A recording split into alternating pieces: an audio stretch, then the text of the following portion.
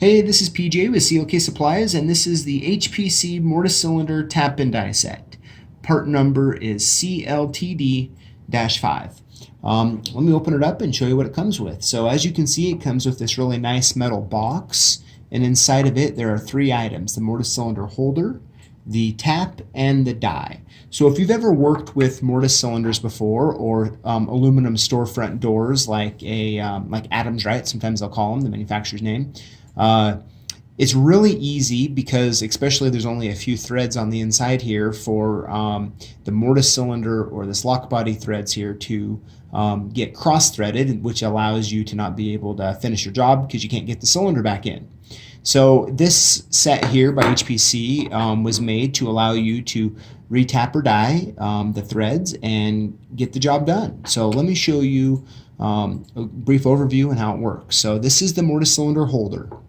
So what you're going to do is you're going to take your cross-threaded mortise cylinder, you're going to want to get it put in here, and these little slots allow that when you put this in your vise and you clamp it down, it squeezes it nice and tight, which gives you then a really secure position to re-put the threads on here. So let me grab the die. Let's get this out. We'll grab the die here, and you can see the nice die threads, and you want to get it on here. You're going to put some oil on, and you're going to align this really nice and perfectly, and you're going to slowly turn it clockwise, and you're going to cut in all new threads. That'll allow you to not have to replace the cylinder and put it back in the door. The other item is the tap.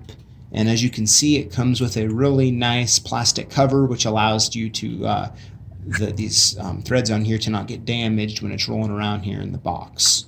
So with the lock body, if you can take it off the door, it's best, but if in some circumstances you're going to have to do it inside the door. And the same thing applies. You're just going to put some oil on both parts here, and you're going to want to get it perfectly aligned. A lot of times you can do a quick quarter turn counterclockwise to get it perfectly aligned, and then just slowly turn, and you can cut all brand new threads in here and put it back in the door and put the mortise cylinder in, and you're good to go.